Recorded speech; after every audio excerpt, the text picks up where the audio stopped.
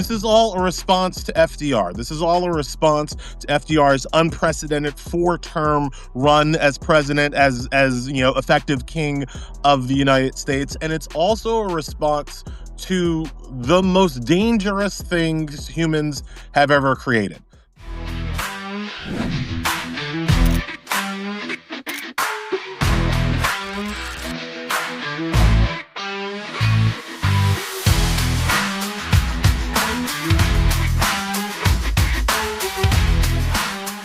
I'd love to do it.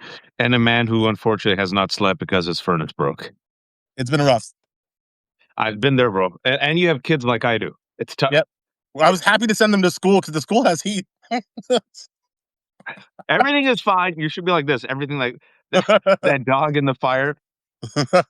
Folks, I'm with the freezing, exhausted Elie Mystal, who's such a trooper that even though he hasn't slept because his furnace broke, he made good to join me on the left hook. I had no idea until just a couple of minutes ago. My furnace has broken down before. I have kids. The struggle is real. So let's all send good vibes to Elie Mystal's cold home, that his furnace might work. It's all painful, man, to replace it, to get it fixed. These people gouge you. Once you're going to start looking for people, they're like, it's going to cost $30,000. And then someone comes in and goes, actually, it's 11.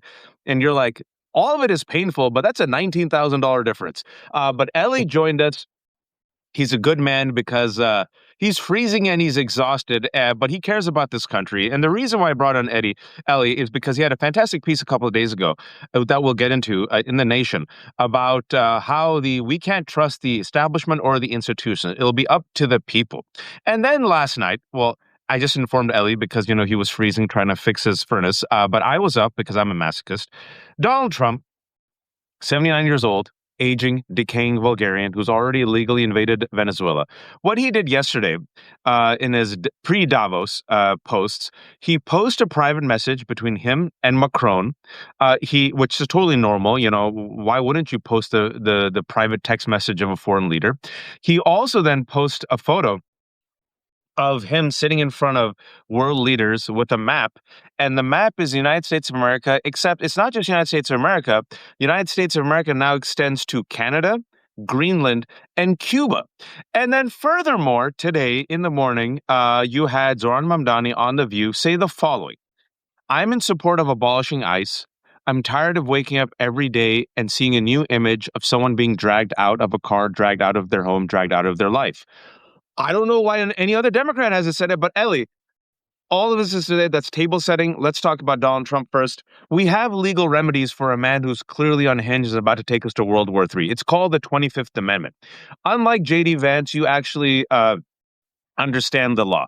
Talk to us about the 25th Amendment, what it is, and how it is a remedy for us. Yeah, okay. So let's go back to why the 25th Amendment is there in the first place, right? And like a lot of the later amendments in the Constitution, kind of starting with the 22nd, which is what gives you term limits, right? This is all a response to FDR. This is all a response to FDR's unprecedented 4-term run as president, as effective king of the United States. And it's also a response to the most dangerous things humans have ever created: nuclear weapons. That's right. And so the 25th Amendment comes from the realization that there's only one person in our country that can launch a nuke. It's the president, right? There's only one person in our country that has the power to end civilization as we know it, to potentially cause a nuclear holocaust. And that person might be crazy. That person might be incapacitated. That person might be not up to the job. So we needed some kind of democratic constitutional method to rid us of a dangerous threat with their finger on the button, as it were. And that's where the 25th Amendment came from, right? So the idea is that if you've got the support of basically the entire cabinet, that the cabinet of the president, that's the Secretary of State, Secretary of Defense, or I guess now it's the Secretary of War Crimes, Secretary of, all the people can get together and say hey, old man don't got it anymore. and we can't have him with the nuclear football, and so we're going to remove him from power. It is the 25th Amendment, and it doesn't sound democratic because it's lit, it's not an election of the people. You're talking about deposing potentially a democratically elected president, so I can't say that it's a democratic amendment, but it's surprisingly, I think, forward thinking. Like it is keeping in the, I think where it keeps in the American democratic tradition is that it's a way to transfer power peacefully. So you Mm. don't have to overthrow the regime. So you don't have to overthrow the government. So you can peacefully move on from a person who's clearly incapacitated. The problem with it, and I think this was known at the time of its ratification, is that it kind of assumes a president who is at least aware of their own mental failings. Like, put it like this: you could have used the 25th Amendment with Joe Biden because Joe Biden had the decency and humility, basically, to understand that if everybody in his cabinet was like, Joe, you can't do the job, he would have stepped down. He would have accepted the will of his closest advisors. Trump ain't built like that. Trump Trump ain't about that life. And so imposing the 25th Amendment upon him, he's going to fight it. He's going to say absolutely not. And that's before we even get to the fact that he has then surrounded himself in the cabinet with feckless sycophants, with entire yes men, with people who have no courage, no back. I mean, the Secretary of State is Marco Rubio. I mean, need I say more? This guy is still looking for a bottle of water. He's got he's got the I always keep weakest. that prop. I've been waiting, and I always keep that prop right there. He's surrounded by weak people. So that's the other problem with the 25th Amendment. It imagines, it contemplates stronger people in the cabinet and a more traditional president. What we have right now is feckless sycophants and a would-be dictator strongman in office. It's not legally it could work. Practically, it's never going to happen. Practically, it's not going to happen. And for us, just thank you for that breakdown of the 25th Amendment, why it's there, why what it was intended for. Do you think it is applicable to this moment? Right? If we step back, we just look at the evidence, Ellie, the evidence of our eyes and evidence of our ears. 79-year-old man, Donald Trump, a man who has admitted that he's had two MRIs, won't admit or doesn't know which part of his body was a second MRI, has admitted that he's taken three cognitive tests, one of those tests for dementia, has dementia in his family, now admits that, oh, indeed, yes, you're not just, believe your lying eyes. Yes, you're right. There are two blotches on my palms, now two blotches on two palms, cankles, now falls asleep. I mean, if he actually doesn't fall asleep, that makes news because he falls asleep every single publicized meeting. When he was in the Oval last week, fell asleep and farted, and that's not the first time. When he announced his invasion of Venezuela, basically fell asleep again. And after he made the announcement, he was like, "Oh, but okay." This man clearly is unwell. Now, look at his actions. Look at his rhetoric. Look at his post. Literally right before meeting the world leaders in Davos, posts. I'm not making this up. He posts a private message sent to him by President Macron of France, where President Macron says, "My friend, we're totally in line on Syria, and we could do great things on Iran," which is hilarious. Bomb Syria. No one make a point of this. Macron is like, bomb Syria, bomb Iran, bomb those darkies. That's fine. However, I do not understand what you are doing on Greenland. Let us try to build great things. So he literally shares his private message, folks, like last night. And then for those who are just catching up with the news, he posts this image of the United States of American flag taking Canada, Greenland, and Cuba. Then you talk about him, saying, "Oh, I'm going to stay president. This is how I would do it." Oh, then you talk about the violent insurrection, pardoning the insurrectionists, pardoning pretty much all his friends who were fraudsters. Then you talk about, oh, I don't know, invading Venezuela. Then you talk about, oh, I don't know, blowing up NATO. His basic lacking of facts. You take all of these into consideration. Is this not enough for the 25th Amendment? And I ask you, as a legal scholar, what would you say at this moment? Okay, so I'm going to try to dodge this left hook as best I can. Legally, I don't think so, and I don't say that lightly. Legally, I don't think this is what the 25th Amendment was meant for. I think the 25th Amendment was meant for 1987. Ronald Reagan apocryphally has some kind of stroke, some kind of mental issue, is basically a vegetable for the last year of his term, and Nancy Reagan's running the country in 1987. That's when the 25th Amendment, if it was going to be used, should have been used. Trump is evil. Trump is a problem. Trump is crazy, but I don't think he's mentally incapacitated. The right constitutional answer for Donald Trump is impeachment.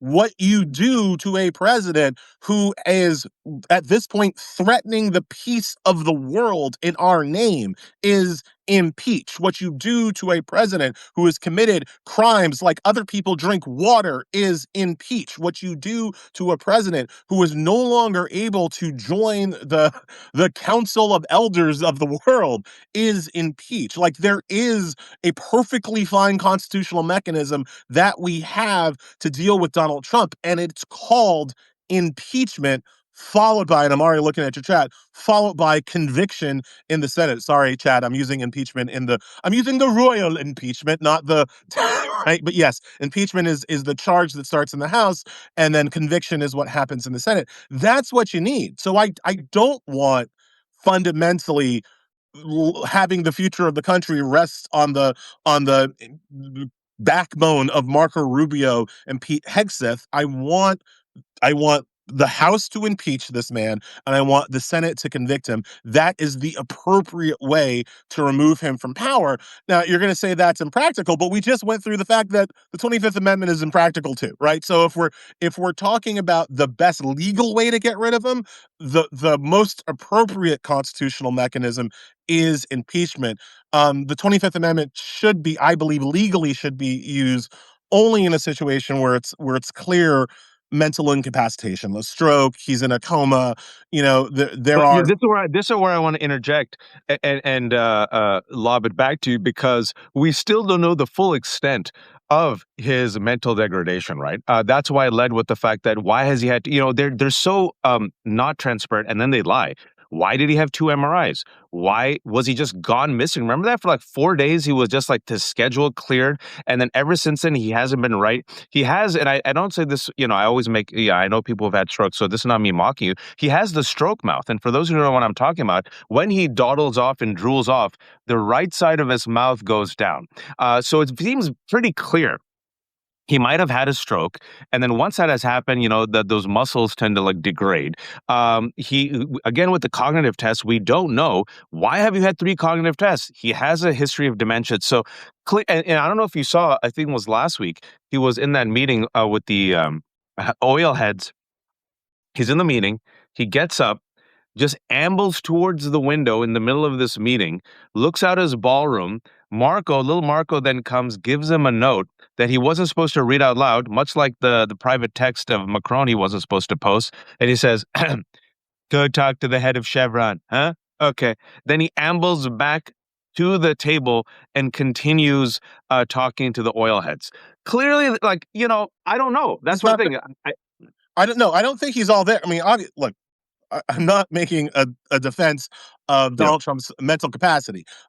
What I throw back at you, Waj, is this: do we think he's significantly more incapacitated than he was when people voted for him?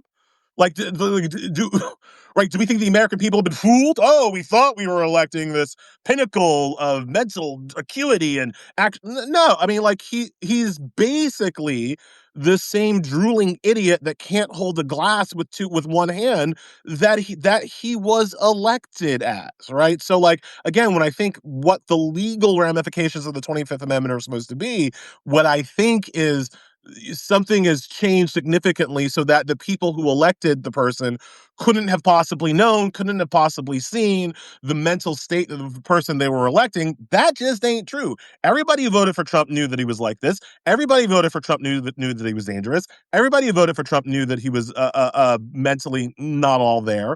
And everybody knew that he was a racist, and they voted for him anyway. So Yep. how do you deal with that democratically? How do you deal with that peacefully? Again, the constitutional mechanism is impeachment. Now, having said all of this, if Marco Rubio, of all people, again, I'm focusing on Marco because I believe he's the weakest. Uh, Yeah. the weakest person. If Marco Rubio gets on a screen and says, "Y'all, Trump is mentally incapacitated, and we need to enact the 25th Amendment," I will be the first person to be like, "Yes, absolutely, do that today." Like, if one of the people around him, who we've already established are weak sycophants, are spineless bootlickers, if even one of them is like, y'all, this is different, that then you got me, right? But until that They're not gonna happens, do it. they're They're not none going of to them are gonna do it. they're never going to do that, right? And again, I don't think that that's about his mental acuity. I think that's about their own personal weakness. But without that, I think that without any kind of representation from the people who work with him every day, that he can't do the job in the manner that the people elected him to do this racist, evil, crazy, warmongering job. Without an indication from them that he can't do the job, I think the most appropriate legal and constitutional method is still impeachment. But I don't want to drop the Macron thing, because here's the other problem that we have right now. We're in a Neville Chamberlain situation, right? We've got a crazy Hitler type, and we've got Europe once again doing this weak appeasement strategy that's basically like, well, let's let America screw with any non-white country that they want to. Let's let them invade Venezuela. Let's let them bomb Syria. Let's let them help Israel committed genocide in Gaza. But Greenland, now that's where we draw the line, sir. Right?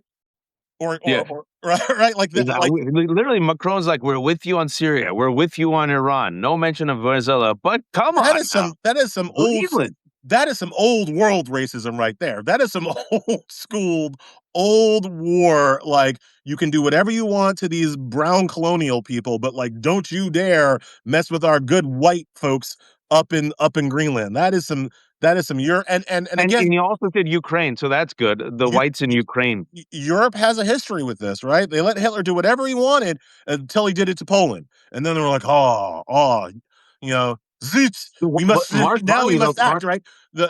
And that's Macron's problem. That's all of Europe's problem that's right. right now. They are appeasing him as long as he only does evil to non-white countries, and history shows that doesn't work out for Europe. And we predicted it in the sense that anyone who's a student of history, when he going back to Venezuela, which I don't know should be huge news that he illegally invaded Venezuela, kidnapped Maduro, stole their oil, sold it, and then pocketed the $500 million, folks. It wasn't for America. He put it in an offshore Qatar account. Totally normal. But I digress. Notice that Starmer and Macron and Europe was completely. They're pretty fine with it. And we're like, if you don't raise a stink, he's going to go for Greenland next. 2 days later, what happened, Ellie? And now he's Right? on it. He's like, you mother effers, let me take Venezuela. I'm going to take Greenland. I'm America. I have power. Stop me, mother effers. And that's what we just warned 3 weeks ago. It said, folks, Europe, wake up. Stop being weak. The only person who seems to be standing up to him very calmly and slapping him in the face with a smile is Carney of Canada. Do you see how happy Putin is at all this? Oh, Like yeah. like when we again, just to look, my expertise generally stops at the water's edge. I am not an international scholar. I am not James Bond on this, but understand that NATO was created. It's a Cold War organization, right? It has been more than the UN, more than any international organization that has ever been created. It was made and has functioned to curb Russian authoritarian power, Right. right?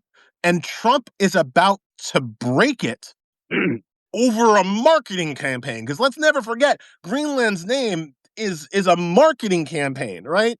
It's not green, folks. It's just a lot of glaciers and ice, right? And That's they right. named it that way to convince idiots to move there.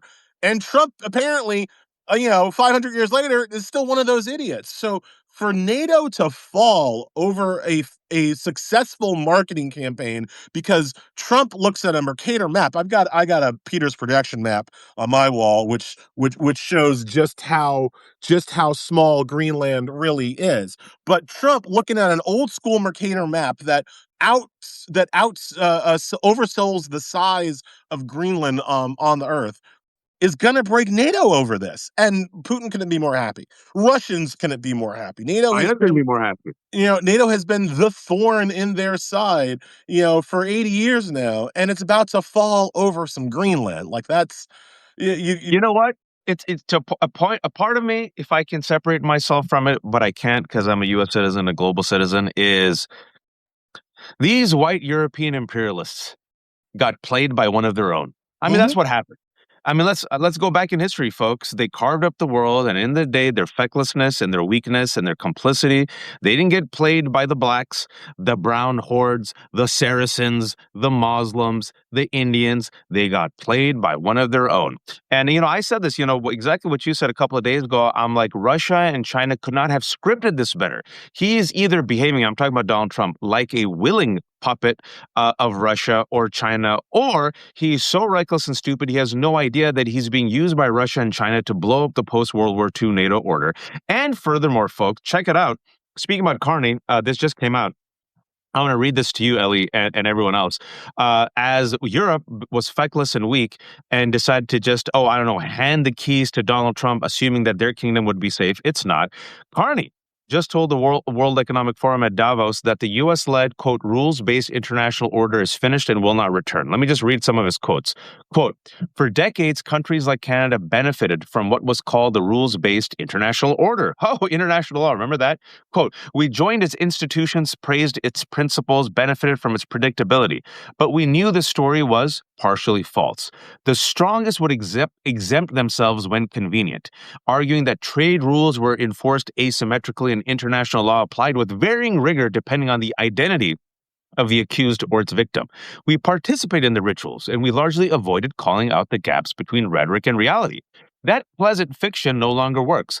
The new world is where economic integration and financial infrastructure are openly used by hegemons. He was hinting at the US as weapons for economic coercion, his words. He then said, when we only negotiate bilaterally with a hegemon, we negotiate from weakness. This is not sovereignty, it is the performance of sovereignty while accepting subordination. He's taking shots at Europe. The city called for, quote, values based realism, urging a third path that is not a world of fortress, but partnerships with partners and shared standards. If you're not at the table, Carney said, you're on the menu. Damn. Your response. Well, can't you imagine, just pick a leader from the global south. Can't you imagine somebody in South Africa or somebody in Iraq or somebody in Ghana being like, no shit, Sherlock. Like, what do you think we've been complaining about for the past 80 years? The global world order that Carney is talking about being obliterated by the United States, that was only the global white order. That's Right? right. The global south has always known, has always chafed under the still imperialist, still colonialist machinations of the West. Like that's always been a thing. When people who are white sometimes wonder why you'll have seeming dictators, a seeming strongman in the global south that enjoy immense popular support, not fake popular support, that are really supported by their people. And one of the reasons for that is that they all know that the West is bullshit. Yeah. They've always known it. It's only the West who drank its own Kool-Aid. Everybody else has already, and it's part of the and it's one of the arguments that when you look at China, for instance, and their influence in Africa, especially sub-Saharan Africa, one of their key arguments always to those people is America is lying to you. Europe is lying to you. They're not about freedom, equality, and democracy. They're about stealing land and resources and sometimes people. That has been a core Chinese argument. At least we're honest about it. China will say. At least we will share in the wealth. China will say. America never will. Europe never will. And all of that truth is basically being laid bare by the Trump administration. The important thing that Carney is saying, and again, I'm happy that he's, welcome to the world you've been living in this whole time, Canada. But I think the most important thing that he said is that it can't come back.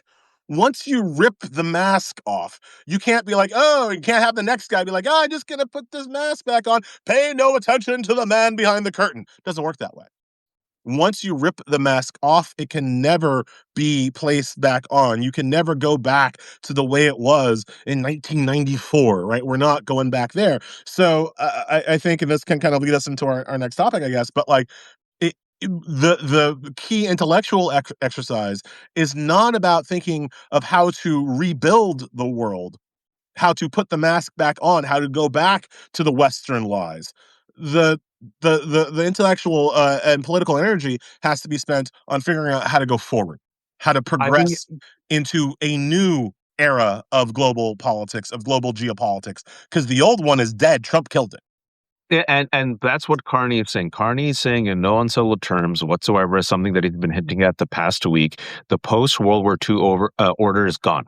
United States has been left behind. 20th century, it's done. It's the past. He openly said, now it's over. It's done. We've moved on. This is now post new order. He is now moving towards China as an economic trade partner. China has a trade surplus as America has weakened. This is what I always tell people is the hypocrisy of the U.S. imperialism, right?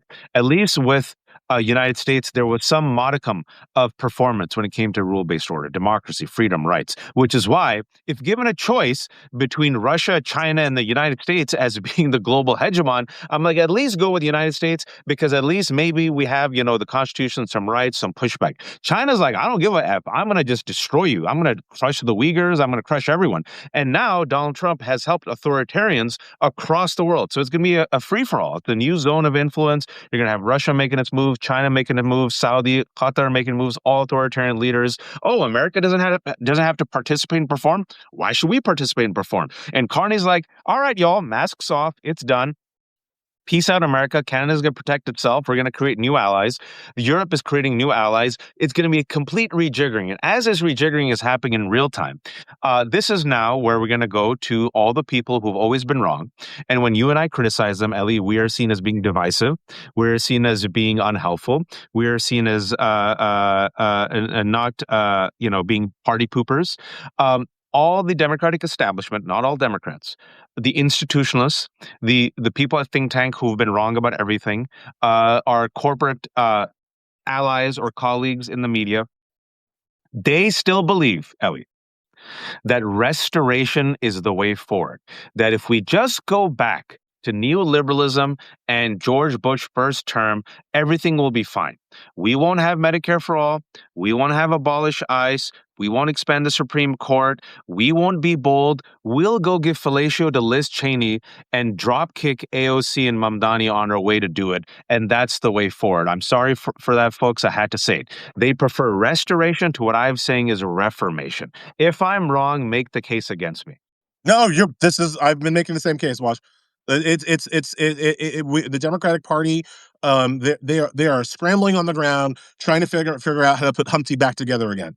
All the Democratic horses and all the Democratic men are trying to figure out how to put Humpty back together again, and it's not going to work. It's not even something, and I think the intellectual switch here, it's not even something we should want to work, right? That's right. Even if you could, and I argue that you can't, even if you could, you shouldn't want to because it is the thing that was put together that allowed Trump to come up and smash it in the first place. It is Trump comes out of the world of neoliberalism and the failures of neoliberalism. And that is a key to his populist appeal. Also, the racism and sexism. I never want to suggest that it's that the racism and sexism isn't the rug that ties the room together, right? Like that is the rug that ties the room together. But the lamp in the corner is the failed policies of neoliberalism, right? The chair is the inability to distribute wealth equally and fairly, and so the poor That's right. struggle while the rich get richer. Like all of that is the room that Trump pulls together now under the auspice of the problem is the blacks, the problem is the women, the problem is the trans people, right? There is a problem. Trump has given these people the wrong enemy, and it's an enemy that it's a historic enemy, so that's one of the reasons why it works. But to suggest that there wasn't a problem in the first place is to truly put your head in the sand and ignore how we got here. Right. And so when the Democrats talk about restoration, talk about rebuilding the institutions that have failed, it's a two-pronged problem. One, you just can't do it. There's physics here that the Democrats, you cannot, as I said, once the mask comes off, you can't put it back on. But the second problem is that if you were able to, if you could, you know, restorium ad nauseum, right? If you were fucking Harry Potter and could put it back together, all that would happen was that you would recreate the conditions that allowed Trump to rise in the first place, and it would just be some other guy. It would just be See, some other Trump. they don't listen to me. Maybe they'll listen to you. It's exactly what I've said in other words is the following, that if you go with the same old playbook, which is what they're doing, folks, which is why I've lost a lot of subscribers because they say I'm too angry at the Democratic centrists. And what I try to say is I'm trying to save us. And I'm trying to save the Democratic Party because it's the only weapon I have politically as a political entity against the Republicans. I'm trying to help them, right? My fear is if you saw what happened with Gavin Newsom and Chuck Schumer, let's just take the last 2 weeks, all right? And if you run that playbook, suppose Trump is so bad that somehow, and we have free and fair elections, you'll get a Gavin Newsom who's running on the type of campaign that I'm going to articulate right now based on his own words. You'll get 2028, Ellie. But you know what's going to happen in 2032? I will go 10 toes down on this. You're going to get your first Nazi president. You will get your first Nazi right-wing America First president because they will identify that the entire institution is broken. They'll be anti-establishment. They'll gobble up all the disaffected people. They'll put up a narrative like the Nazis did of pride, how the world has humiliated us. They'll pick on someone. Maybe instead of trans, they'll go back to black people and Muslims, right? And voila, they'll rig the system and they'll win, which is exactly what Nazis did, all right? The centrists said, no, no, no, we will not have reform. We will simply go by the book, even though you all are starving Germans and humiliated, and the German dollar is worthless. You don't know in the morning or afternoon what it'll be worth. And Nazis came in and said, the system's broken. These people are all like elitists. They've all gone rich. They want you to be humiliated. The rest of the world has humiliated us. We should have pride in the common people. We should have strength. F them. Come give it to us. Rackstack fire. Voila. Hitler then gets to power. So people think I'm crazy. And then I tell you that Nick Fuentes now, folks, who loves Hitler, is praised by the GOP. You think I'm crazy. And I give you now Department of Labor and DHS promoting Nazi white supremacist conspiracy theories. You think I'm crazy. And I give you Chris Unome standing behind the lectern saying one of ours, all of yours. You think I'm crazy? I give you the Trump presidency. So going with that and now shitting on the Democratic establishment just to save this country, Gavin Newsom, who apparently thinks he's heir apparent. This is why I talk about Gavin Newsom. Did you see that on his podcast, he invited Ben Shapiro? And on his podcast, he agreed with Ben Shapiro. I'm sorry that these two really smart people that everyone really loves, and not me, but the two, young millennials who run my social media account. Yeah, ICE isn't sponsored terrorism. You're right. Also, yeah, I disagree. Israel's not committing genocide. Also, last month when given a choice to tax the rich, he said they're part of the Big Ten. And then Chuck Schumer, last week, he met Donald Trump. The next day, I'm going to meet Donald Trump in the White House. He had the meeting with Donald Trump, Ellie. You know the next day what Donald Trump did? Criminal investigations, Mayor Fry and Governor Waltz. All right. I've said my piece. What am I missing? Because they all hate me. I'm crazy. How dare he criticize the Democrats? Rawr. I mean, you're not missing anything.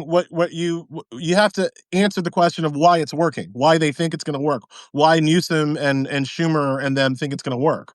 And the answer, as is so often the answer to things that are bad, is white people.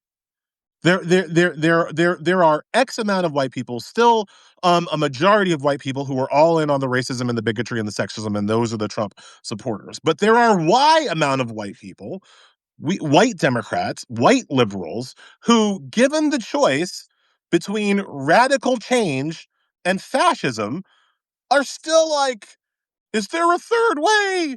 Is there right? I don't like these choices. There are white liberals who want all of the economic benefits of oppression without any of the fascistic downsides of authoritarianism, right? And they're trying to find it. They're trying to find how they can have just as much economic oppression as they want without any of the Nazism, and they think that they can have it because they remember having it, right? They remember Reagan, they remember Clinton, they remember all of these, they remember their past where they had all the money that they needed, and all the oppression that they wanted without the mask off, a mouth-watering fascism. And they just want that back. And that's white Democrats right now. And as long as we have white Democrats who are willing to sell that to them, like Newsom, like Schumer, like Hakeem Jeffries, it's racialized, but that doesn't mean that just having a black face makes it all better. I mean, I see Joy there. She's been listening to Stephen A. Smith. She knows how all skin phone ain't kinfolk, right? But it's a pitch to a certain kind of white liberal that wants to have it both ways. And as long as those white people exist, we're going to have a real primary because the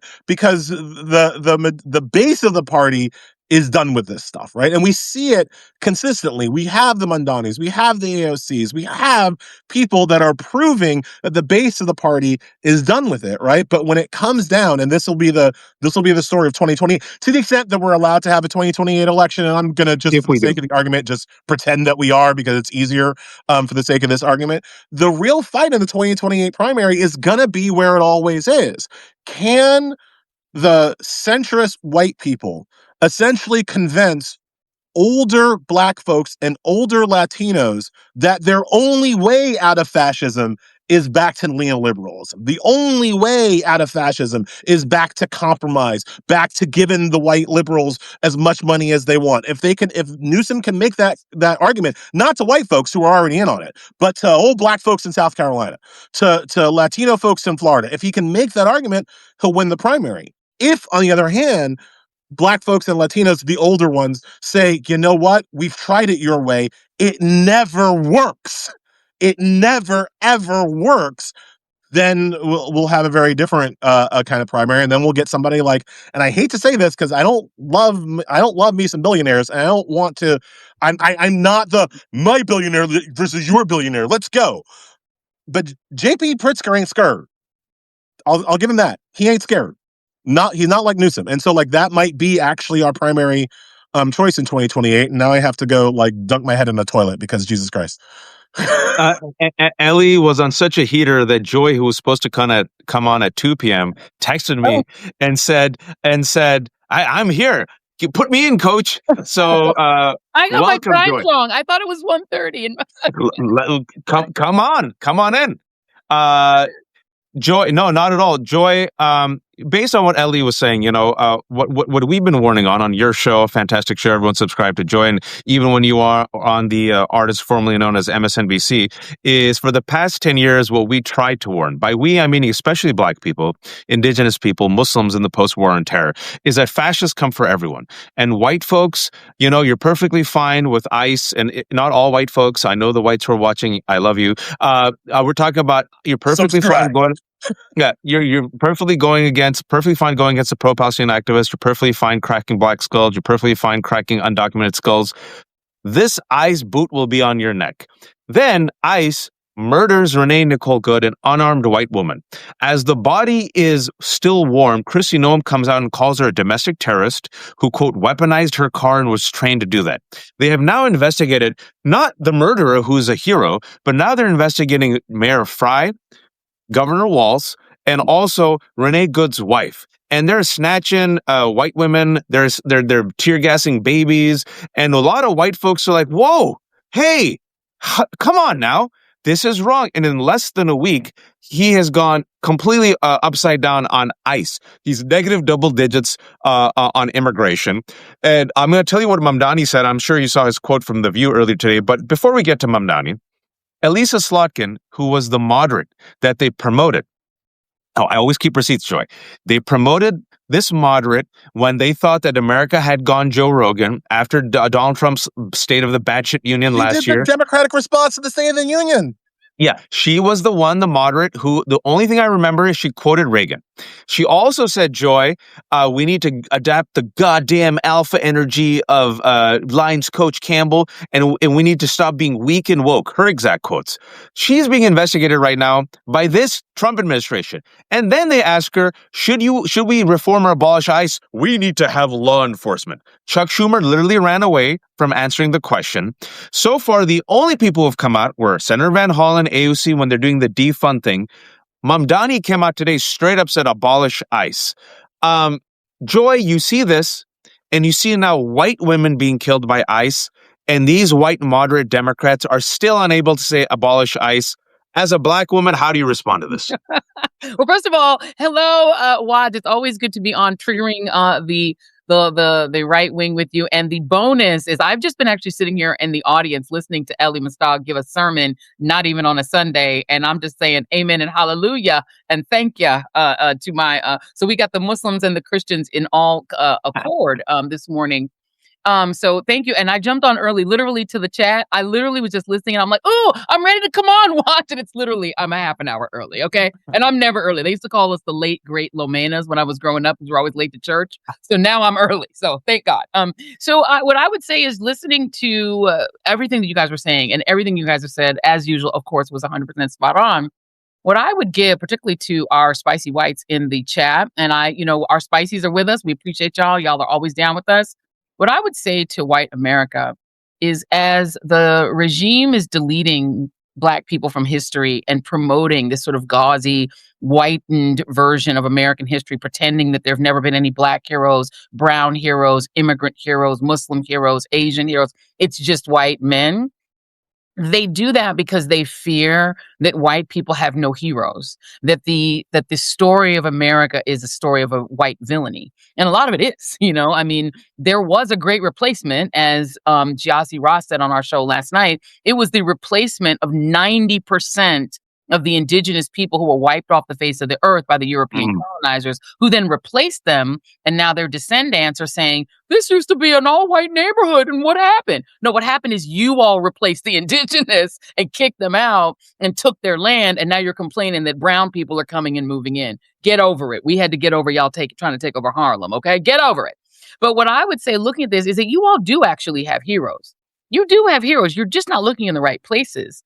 And one of those heroes who I thought of immediately when Renee Nicole Good was shot in the face 3 times by an ICE Gestapo member, and you can't call it anything other than the Gestapo, is I thought about Viola Liuzzo. And y'all probably don't know about Viola Liuzzo because you don't get good history. Y'all don't get the history we get. Viola Liuzzo was a white woman who used her car in the 1960s in the service of the version of Black Lives Matter that existed back then, which you call the civil rights movement.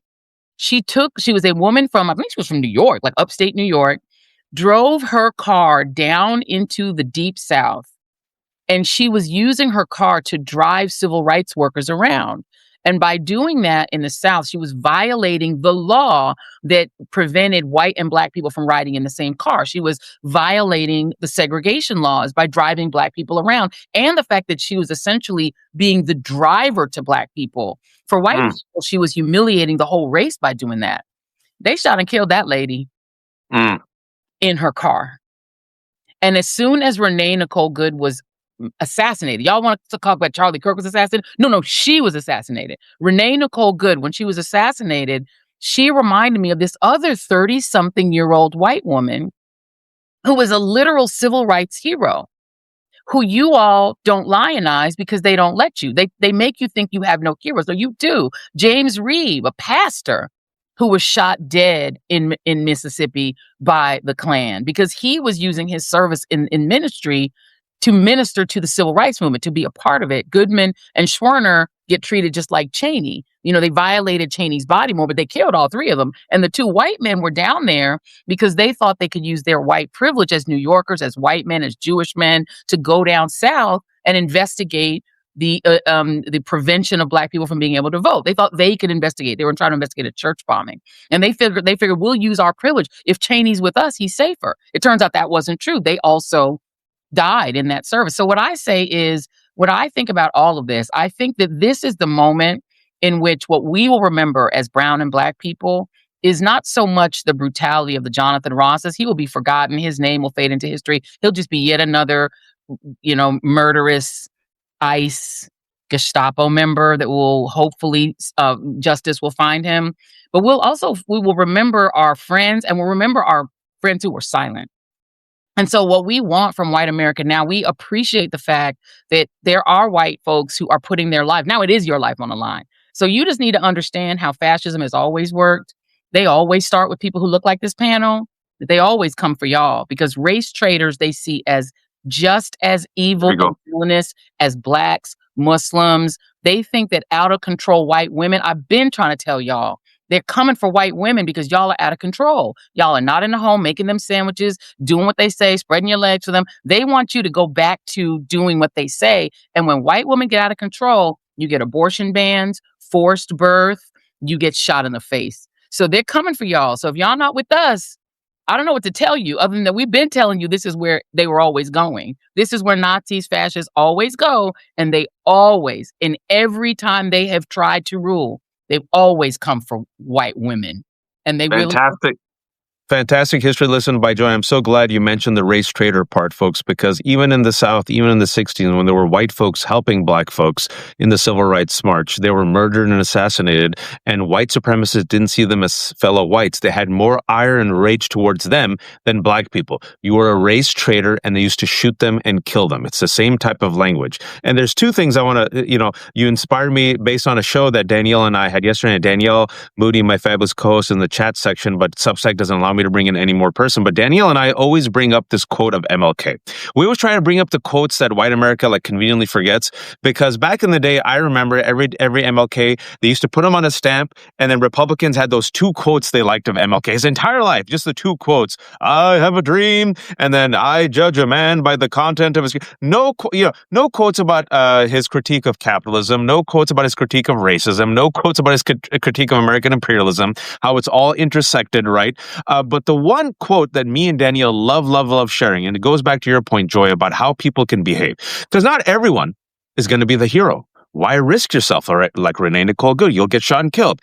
And then a lot of folks, and this, by the way, when I talk about the moderates, I'm including the Stephen A. Smiths and the Harmeet Dillons and the chickens for Colonel Sanders, who are the Rich Browns, right? So it's not just the white moderates, it's also the black and brown moderates, all right?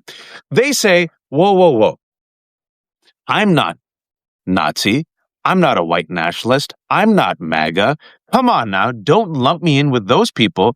And I just want to hit you with this quote, Elie and Joy, and your response. This was 1963, April. 1963. This is what MLK said when he was in a Birmingham jail. I'm going to quote him.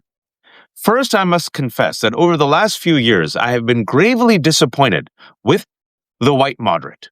I have almost reached the regrettable conclusion that the Negro's great stumbling block in the stride toward freedom is not the white citizen's counselor or the Ku Klux Klaner, but the white moderate who is more devoted to order than to justice, who prefers a negative peace, which is the absence of tension, to a positive peace, which is the presence of justice, who constantly says, wait for it, folks, I agree with you in the goal you seek, but I cannot agree with your methods of direct action, who paternalistically feels he can set the timetable for another man's freedom, who lives by the myth of time, and who constantly advises the Negro to wait until a more convenient season.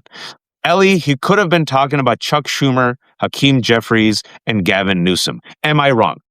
No, and what gets me is that Chuck Schumer and Hakeem Jeffries and and Gavin, they know it. They know MLK was talking about them. They know their own BS. They think that it's gonna win. And so you have to kind of the pathology there, right? You know you're being called out. You know how your fecklessness looks to the people, and you still do it because you think that that is the best way for you to win. It is their political calculation. Hakeem Jeffries is like the guy, he just needs 3 more votes, and he's the first black speaker of the House, and he just doesn't want to he's playing the prevent defense, right? He just doesn't want to fumble the ball. He doesn't want to put the ball up, and throw an interception. He's just trying to run out the clock. He's just trying to get there, right? He's playing not to win. He's playing not to lose. That's the entire establishment in the Democratic Party right now. They're playing not to lose. And you know what happens a lot of times when you do that? You lose. You just straight up lose because you're not trying to win the game, and that explains them. So I'm almost not even concerned about them. The history will roll over them when the time is right. What I'm concerned about is getting everybody else to kind of stop listening to them, to stop playing not to lose, to stop acting like them. I said in a recent post, I'm a Democrat by registration, not by temperament. Amen. Right. And people have to break out of, because here's the fundamental thing. If Hakeem Jeffries gets the parking spot that he so desperately desires, you don't. That doesn't help you. You know, if Gavin Newsom gets the ballroom that he'll certainly keep, if he has the opportunity, you don't get no new ballroom. That's not for you. It's for them. So stop acting like they are going to be the ones to lead us to the promised land, because they ain't. We have to do it. And that, when we talk about the civil rights movement, when we talk about King, when we talk about X, what we're talking about is people who understood the power of the people who understood that they could at best be figureheads. They couldn't be the leaders. The leaders had to come from the streets, right? Rosa Parks was doing her Rosa Parks thing, and King showed up and was just like, how can I get some of that Rosa Parks, right? How can I use what you've already done to advance the movement? Not how can I do what you did, because you were doing it without my direction. You were doing it without my suggestion. You were doing it without my help. You did that, right? And we, the people, we have to get to the same point where we're going to be the ones out there doing that. And then these politicians, they'll run really fast to catch up and follow us. I mean, we've been talking about abolishing ICE a lot, right? Even these few Democrats that are now starting to say, maybe we should abolish ICE. I don't know. It's only because the polls numbers changed. That's right. Right? That's only because the polls change.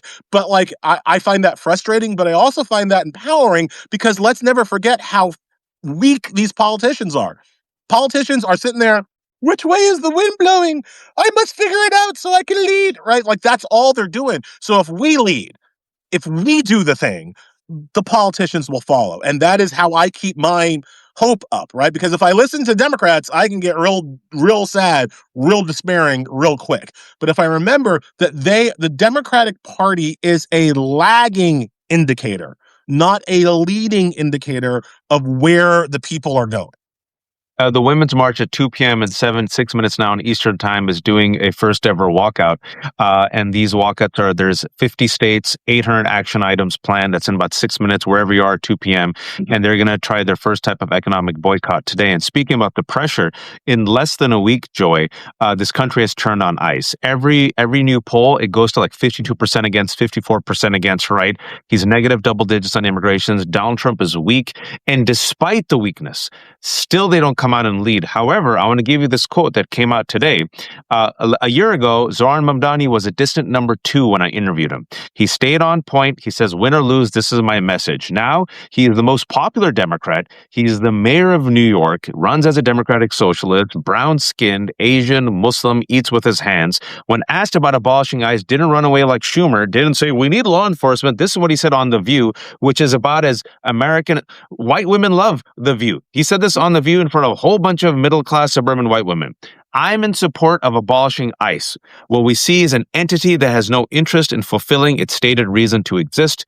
We're seeing a government agency that is supposed to be enforcing some kind of immigration law, but instead what it is doing is terrorizing people. Joy, your response. Amen. And look, I was reading through the Searchlight Institute's memo that they've sent to Democrats saying, please, please, please don't say abolish ICE.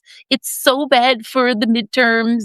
You're going to hurt our moderate candidates, our forward Democrats, the ones that need to get reelected in purple, blue, and in purple and red leaning districts. Please, please, please, right? So they're begging them, please say. That sounds just like them, Joy. That was very That's how good. they sound. This is my voice of the Democratic establishment. Oh, please don't upset the right-wing white people because they might hurt us. So that's how they sound, right? They want them to instead say reform and repair, which sounds so Democrat, right? Reform and repair.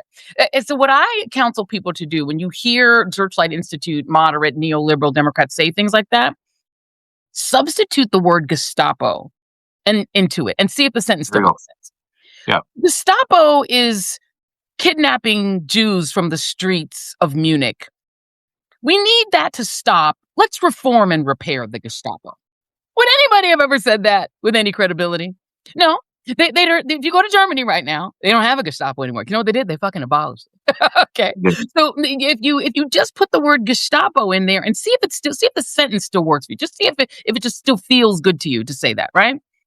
There was no ICE when my mother became a citizen of this country in 1976. There used to be a thing that's on her certificate of immigration and naturalization called the INS, the Immigration and Yeah. Naturalization Service, meaning it was the place you went in order to fill out your documents. She also helped her siblings fill it out and my cousins fill it out, where you could simply go through the process. They were a service entity that served immigrants who were attempting to get naturalized. There was no ICE. There was no ICE when my children were born. My children were born in the 1990s. I have 3 kids. There was no ICE when any of them were born. ICE existed in 2001. That is when, right? That is when we started having ICE. So ICE is 2003. 2003, right, because they had the legislation for it, right? After the 9/11 attacks, suddenly they decided they needed something that is as German-sounding as it could get. I never loved the name of this. The Department of Homeland Security, which probably sounds better in the original German. The Department of Homeland Security sounds like a Nazi office. Department of Homeland Security. Say it in the German accent and see if it still sounds American to you. It never sounded American to me. And recall that the president was president at that time. Grandfather was kind of favorable toward the Nazi regime that took over the Weimar Republic, okay? That apparently, right? So we're talking about creating this German-sounding, Nazi-sounding Department of Homeland Security. And then that is where ICE comes in. They create this thing that didn't exist. So why is it? And I'm just going to riddle me this, moderate Democrats, Hakeem Jeffries, Chuck Schumer. I would add my friend, I love Cory Booker as a person, but I would ask all of these guys that are moderates, because in the chat, they're talking about everything. I would just ask y'all, if the right can say that the Department of Education, which has only existed since the 70s, but existed when all my kids were born, there's been a Department of Education almost my whole life. Why can that be abolished? Why is it okay for the Republicans to, for my whole lifetime, say not reform the Department of Education, not reform and repair the Department of Education, but actually abolish the Department of Education? And now they're actually doing it. So if Doge can come along and start dismantling USAID, which helped dismantle apartheid, they don't have any chill, no problem. It doesn't bother them in their spirit. They don't have a Searchlight Institute saying, don't say get rid of USAID. It does so much good in the world. It's saving people. At least 300,000 people, bare minimum, 300,000 people already killed because of the abolishment of USAID. And Marco Rubio, Marquito, is out there knowing what USAID has done, because he's been a United States Senator. He's been a state senator, a state representative from Florida. His family are Cuban. He knows exactly what USAID has done for the world in his probably own ethnic group. That man with the big, brother-in-law who's a drug dealer, big time drug dealer, Marco.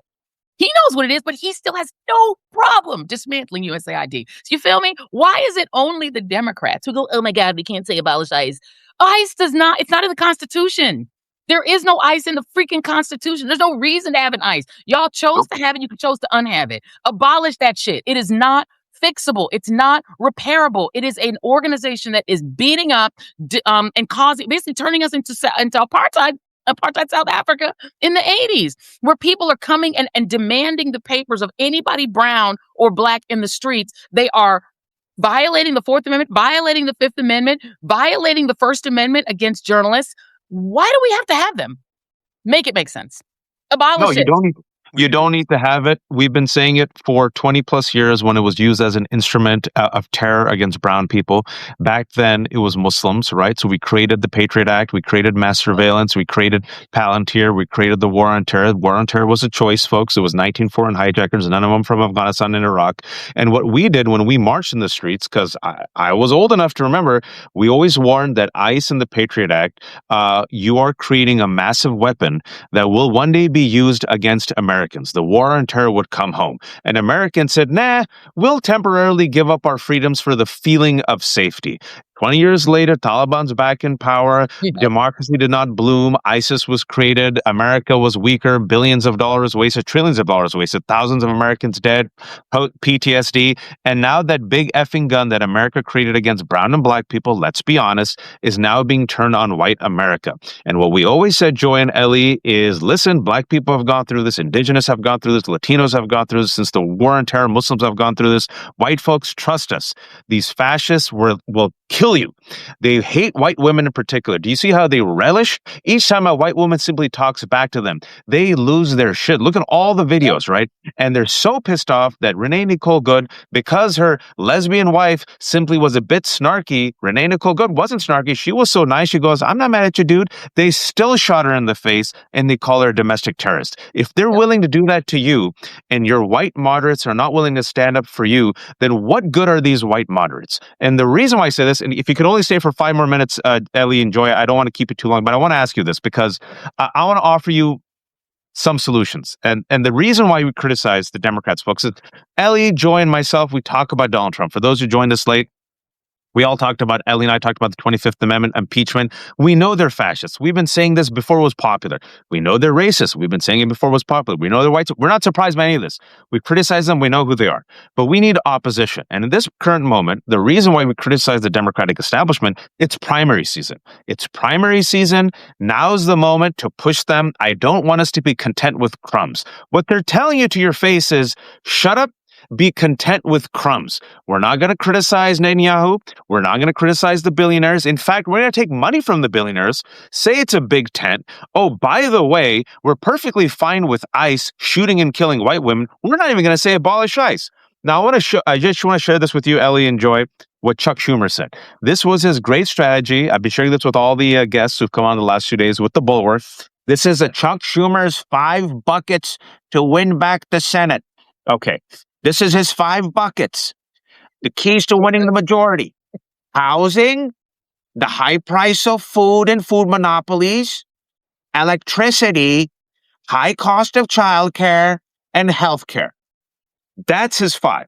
Now, if it was me, Joy, and Elie, my 5 is first and foremost, I want a fighter who promises accountability and affordability. If you're just affordability with accountability, get that 5. Number 2, abolish ICE. Number 3, take on the oligarchy, tax the wealthy. Number 4, stop with Netanyahu and AIPAC. Number 5, do not throw anyone under the bus. And that means you stand up for the woke. I'm not going to be with you if you throw the trans under the bus, black people under the bus, undocumented under the bus, because if you throw any of those under the bus, I ain't stupid. I know you'll throw me under the bus. If I had a 6th, I would say expand the Supreme Court. Now, that's mine. Now, Chuck Schumer, when he said again, high price of food, housing, electricity, high cost of childcare and healthcare. Notice he didn't say Medicare for all, universal childcare, Green New Deal. He didn't say how. So this is what he said, folks, 2 days ago. I'm just a messenger.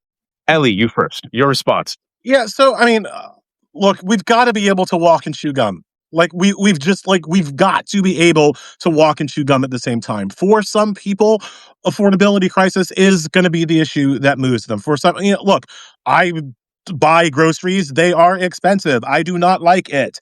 For some people, that's not the highest thing on my priority list right now. It's my furnace, but there are people who are moved by economic issues. There are people who are moved by social issues. There are people who are moved by legal issues. We should be able to talk to all of them at the same time. The problem with the Democrats is that they act like it's a zero-sum game. They act like every time you're talking about one thing, you're not talking about another thing. Every time you mention one issue, that means somebody else tunes out and says, I don't care about that.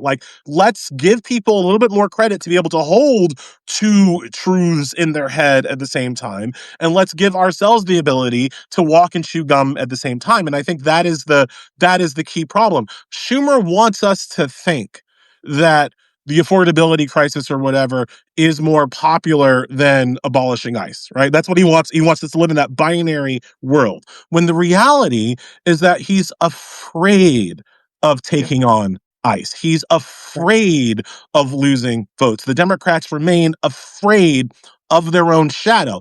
I don't know. I'm not an electoral expert. My expertise is in the law, not politics. But I'm pretty sure that you don't win elections telling people to not care about the things that they care about. And right now, what the Democrats are doing is that they're looking at the energy in the streets. They're looking at the people who are willing to run through walls to stop fascism, who are willing to put their lives on the line to stop Donald Trump, who are dying to stop Donald Trump. And they're telling those most dedicated, most committed people, hey, don't worry, don't talk about that. Don't care about that. Care about eggs instead. When does that work? When does it work, politically speaking, to tell people to not care about the things they care about most passionately, right? So I am not telling a person who cares most passionately about the price of eggs to not care about the price of eggs. Care about the price of eggs. Just like you roll it back to 2024, I told no one to not care about Gaza, right? Even though that was not my personal single issue, I didn't tell a single soul to not care about the destruction and terror and horror that was happening in Gaza. Right. So you should never be in the business of telling people to not care about the things that they care about. You should only be in the interest of telling people how you are going to address the things that they care about. So yes, tell people how you're going to address the price of eggs, but also tell people how you're going to address people getting shot in the face in the street. Do both, Chuck. Walk and chew gum. It is possible. And in fact, it is necessary. Joy, I'm old enough to remember in 2024 when we begged in order to help the Democrats beat Trump, we said, you cannot stand against fascism at home if you still support a genocide abroad. That's right. And then the bar was so low that it was in hell, Joy, that I remember in the 2024 DNC, we said, please, you do not know your base. Your base takes it seriously. It's not just the Arabs and Palestinians, Muslims, it's your base. Just have a Palestinian mother stand next to the Jewish mother. That's it. And you know what they said, Joy? Nope. Shut your mouth. Shut your mouth. It's either us or Trump. You're going to vote for us. And a lot of people didn't. Then I heard, Joy, vote blue no matter who. I was a good soldier for democracy. I have never been excited by Hillary Clinton, not excited by Joe Biden. I said, okay, let's roll with Kamala Harris. You know what they said? What they just showed me 3 months ago? We will throw everything into Bill Clinton to support Chris Cuomo over Mamdani. In fact, I will hug Marco Rubio, which is what he did last week, before hugging Mamdani. And then now your base is saying, tax the wealthy. Even Republicans are saying it. And Gavin Newsom's like, no, I can't do that. They're a big tent. Literally, your base is now saying, reform or abolish ICE. They're killing us. And, oh, no, we need that. Hey, the overwhelming majority of Democrats and the young people around the world are literally in my lifetime, your lifetime, Joe, we never thought this would happen, against Israel. They're like, I got to bear hug Netanyahu. So with everything that I just said, Joy, now that if someone comes up to you right now, it says, Joy, now, brown cow, you and Waj, vote blue no matter who. Yeah. Shut your mouth. What do you say to them? I would say, F off. Now that I'm free of network, I don't work for no network no more, I can drop all the F-bombs I want. I'm going to try not to drop on this show because you're a better person than me and I cuss a lot more than you. I would say, F that. I'm not doing that. Okay. I'm like Elie. I'm barely aligned with the Democratic Party. If anything, I'm an Al Green Democrat, the one who shook his cane. Right. I'm an Al Green liberated and got Democrat. censured by his own Democrats for doing it. Correct. The leadership did not like Al Green because he shook his cane and they were like, oh, that's rude.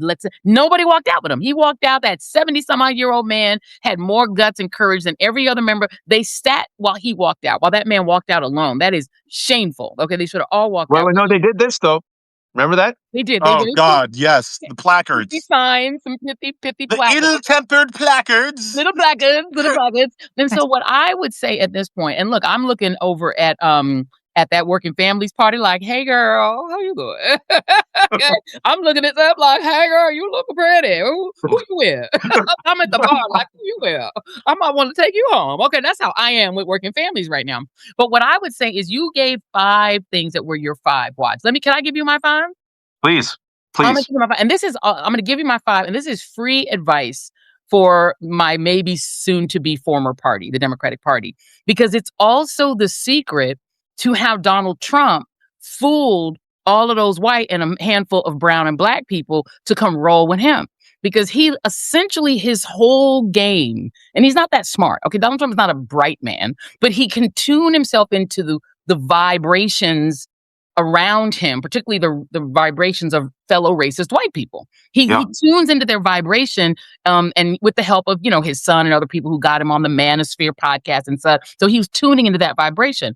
But that vibration, because his base is mainly white men and the white women who are beholden to them, that is Trump's base, right? And then a handful of pick-me blacks and browns and pick me AAPI people, some pick me LGBTQ people. Those are just the pick me's who think that they can, what did Stephen A. Smith say? He said, I should have been nicer to Trump. Me and Don Lemon should have been nice to Trump just in case he won so we could keep the bag. The people who think I'm just going to cuddle up to the Nicki Minaj's, who think I'll just kiss his ass and maybe he won't, maybe he'll let my pedophile husband and brother come out of prison and stay in the country and maybe he won't deport me, that kind of shit. So the pick me's in them, right? But what his whole thing comes down to is also five things, which is use your power for us. That is your free advice. That is it's use your power for us. If you're a white conservative who is freaked out by hearing Spanish spoken in CVS, the reason you love Trump is that he's going to hurt the people who speak Spanish. And they'll never have to be heard in that CVS with you again because he's going to fuck them up. I want you to use your power for us. And if you're a white man who tried to get into Harvard but had bad grades and couldn't get in, and he says, well, the civil rights movement treated you wrong, even though you're a C student, you should get into Harvard because you're a white man, he's going to use his power for you. And so people, they perceive Trump as taking whatever power he had and using it for them. Whereas our Democrats, do you think Chuck Schumer uses his power for you? Does anybody here in the chat think that? Do you think that God, Hakeem Jeffries, lovely as a human being, love him. Is he using, if he got the gavel and the two of them got their gavels and now they had the power, and as Elie said, they got the parking spots they wanted. Do you feel confident that win or lose, they would use their power for you? They would use that gavel. One would bash the head of Mamdani. The other would bash the hijab of Ilhan Omar. This is what I'm saying. We know the reason people love Mamdani. It's not a secret. It's not because he's got a great smile, which he does. We interviewed him before when he was just walking around on the streets in New York trying to get people to vote for him. And he was like a candidate. People didn't think. You know what people believe about Mamdani? My kids who voted for my New Yorker, the ones who are New Yorkers, everyone I know who loves Mamdani, they know that regardless of whether they themselves are a Democratic socialist and they like Democrat, they don't care about it. They know he will use his power for them. Win or lose, he's going to try. They know that Trump, as fascist curious as he is going to use his power for them in their perceptions. They don't care if he self-enriches. They don't care if he lies. They don't care if he steals, because they're like, whatever power that orange demon has, that demon is going to use it to do things for me. So what my 5 is, use your power for us. What I want, my kids can't afford shit too expensive. Y'all need to make things more affordable. Use your power to make things more affordable. Whatever you got to do, use your power to stop these billionaires from spying on me. I do not want every time I use my phone, use my laptop, I'm on something, they're spying on my signal track. Why are they spying on me? Why are they building AI generators near my neighborhood that are making my electricity soar through the roof, giving people asthma, befouling the air, and sucking up all the water? Use your power to stop the billionaires from abusing us. Use your power to stop Israel from not just murking Palestinians, slaughtering them, eliminating them from Gaza, stealing their homes in the West Bank, and then taking those same IDF troops, once they've practiced on the Palestinians, having them come over and train cops to do that to me. Not only are they slaughtering Palestinians, know that if you don't care about Gaza and you don't care about Palestinians, know everything happening to them, the IDF is practicing on them so they can train the cops in your community to do that shit to you. They're already doing it. Who do you think trained the cops who killed George Floyd? They're training them to kill us too. So use your power to cut the funding. I don't want to fund them no more.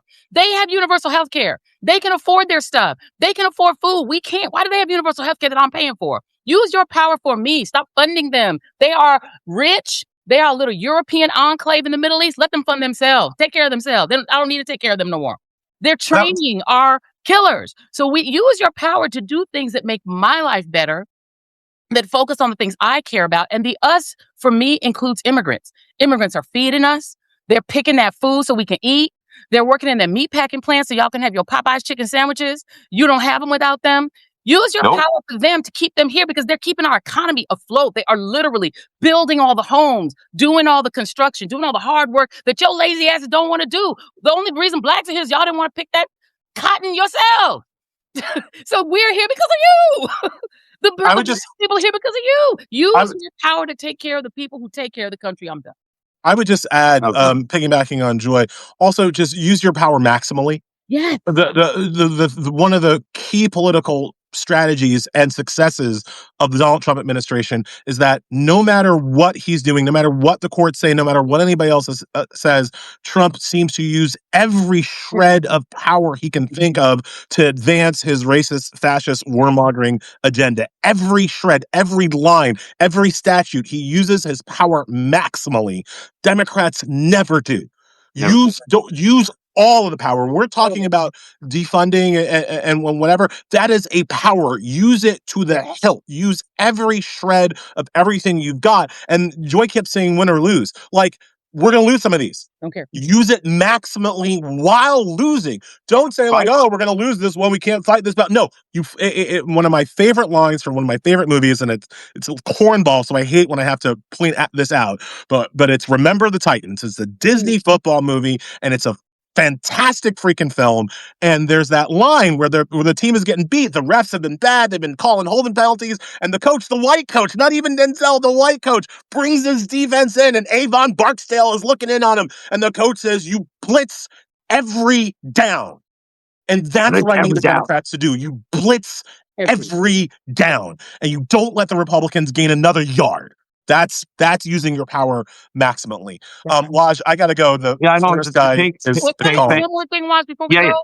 Is just to add to what Elie said. I know Elie has to go. Your negotiating position, Democrats, should be you get nothing. Right? That's right. What you get is nothing. Negotiate from there. Take ICE from them. Take DHS from them. No more salary for Kristi Noem. Her salary goes to zero. To Homan, your salary goes to zero. The ICE people who got them bonuses canceled, just like our student loan our student loan relief. Cancel it. You get nothing. Negotiate up from there. When you let them know that when we have the gavel, we are taking our budget and zeroing out your shit. Everything you love, gone. Kennedy Center, your name popping off of there the first day we come in. That ballroom, dynamite. It's on the ground. Put it on the ground. Trump, make it a shelter. Make a shelter for refugees. Yes, gone. Everything you love.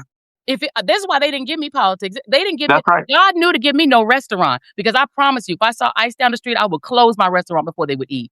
If I had a hotel, I would shut my doors and go into debt to pay my staff so they could stay home. You wouldn't sleep in my hotel. You have to negotiate from a position of you get nothing. That's the only thing these people understand. They are coming from fascism. Fascists don't understand nice. Nice don't work unless it's the kind of nice we're seeing with these pastors walking in these Targets, which we should be boycotting, and singing and taking up space so nobody can shop and saying we're not shopping here. That kind of nice I'm down with. But this Democratic kind of capitulate nice, nah, no bueno. Not good enough. Joy, if you could say one more minute, let me say bye to Elie. Elie, thank you so much. Elie lost his furnace. He hasn't slept. I am a father. I've been in that situation. His look is the look that I had when my furnace broke down and my children were freezing, and he still made time. Thank you so much, Elie. Before you go, please shamelessly promote yourself, sir. Oh, yes. I'm at Elie NYC on Blue Sky because I don't use Apartheid X anymore. I'm the author of a couple of books, Allow Me to Retort and Bad Law, 10 Popular Laws Ruining the Country. Both of them were bestsellers, but I still like for people to buy them because it's good. It's a good book. Trust me. All right. I got to go. Good book. Thank you. Joy, just stay one extra second if you can, 1 minute. I want to make one point, then promote you, and I want to bring Danielle in to take over. But real quick, what you have said in a fantastic Joy and Reid sermon on a Tuesday instead of a Sunday, and I invited Danielle, if she's watching, my fantabulous co-host. Yeah. My Clip Notes version of what I said yesterday was the following. I said, and I have been saying that there's one thing I give the Republicans credit for, is that when they get power, they flex. Now, they flex it for all the horrible reasons, but they flex, Joy. They don't give an F. Oh, it's unpopular, the big, beautiful bill that will do permanent taxes for the rich. We don't give an F. Stop us. Oh, it's unpopular, unleash ICE. I don't care. I'm going to crack your skull. Oh, it's unpopular for me to get Greenland and I might blow up NATO and start World War III. I want Greenland, mother effer. Oh, it's unpopular to have all these unpopular, disgusting, unqualified freaks as Pete Hegseth and RFK. I don't care. My base wants them. I'll do it. Democrats are like, we have power. Oh, I'm so sorry. I apologize for apologizing. Forgive me. Let me punch myself in the face. I can't do anything. Can I give fellatio to Liz Cheney? Please, Liz Cheney. Let me drop kick Ilhan Omar to make love to you. And Liz Cheney's like, back up, man. That's weird. Easy. Please, Liz Cheney. And then, I'm sick. I get rage, Danielle. Enjoy. Like, I don't know what's happened to me in the past week. I rarely get angry. I sit there like I'm a father. I'm trying to like live my life. Chuck Schumer's face appears sometimes and rage boils inside me. Gavin Newsom's face, and then like I get, because we deserve better, Joy and Danielle. That's all I want to say is we deserve better. We do not deserve crumbs. Anyone who's selling us restoration, I'm done with them. If you're not fighting for reformation, if you're not fighting for change, I want you to know we're coming for you. I don't care if you're a Democrat. I don't care if you're a Republican. I don't care if you're our colleagues in corporate media. I don't care if you're Ezra Klein, who told me that Charlie Kirk's doing politics the right way. I don't care if you're a philanthropist. We're coming for you. And to your point, and I want to be very blunt and to learn from anti-fascists in the past, and goes back to what you were saying, Joy, before I bring Danielle in. You don't make common cause with fascists. You crush them. You crush fascists. Peacefully and legally, you crush them. Because if you don't crush them, Joy, you saw Europe, and I don't know how much you got of our conversation with Elie. Look at what Europe did, Danielle. Mhm. Oh, go ahead and take Venezuela, a brown country. That's okay. We won't say anything. And 2 days later, they took Greenland. And now Europe is like, Macron's like, hey, good job on bombing Syria and Iran. We're with you when it comes to the brown countries, but come on now with Greenland. And so now Europe is learning the hard way. I love it in a sense because all these imperialists and colonists are learning what black people and brown people have said for a long time. That's why I tweeted right before you went on, Joy. I'm like, all black people and brown people around the world are drinking their chai right now, looking at Europe. Told you so. Your own colonist is coming back to get you. But Joy, I didn't want to keep you too long. Let me have Danielle, then final word to you. Danielle, your response. You were listening. This is what I get for commenting in the chat. It's like, as soon as Elie leaves, it's like, except. Listen, I jumped on early. I was listening too. I was just listening to Elie go, and I jumped on. I was like, "Wow, I'm here! Like a half hour early. I'm loving this. Put me on too." Hey, Danielle. Yeah, hi. Happy New Year. I will just say, like Elie and Joy, like, clean the fucking floor, and like, let's just send them to Capitol Hill to follow fucking Chuck Schumer, Hakeem Jeffries around the Hill and speak truth to power. Because exactly what Joy was saying, like, you get nothing. You get nothing.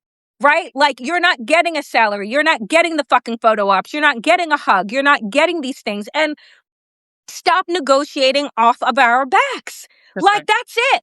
Right? Like, don't tell me, Cory Booker, that ICE just needs more money, more than 170 billion, so that they can put on cameras that then they shut off. And where's that camera footage going? Right. Is it going to their fucking headquarters? Right. Like, who's doing the edit job there? Give me a fucking break. So you tell me, like, oh, they just need more money. No, we don't need better trained Nazis, right? Like, so the idea that you're going to be able to take these systems that are completely broken and fractured and decide that somehow they're going to be reformed is a joke, and it is a lie. And it's the same line that they've been giving to us about law enforcement. Oh, they're not just, just a bad apple. No, it's a fucking poisonous orchard that you've been funding up the ass for our entire goddamn lives. And now it's coming to bite you. It's coming to bite white people.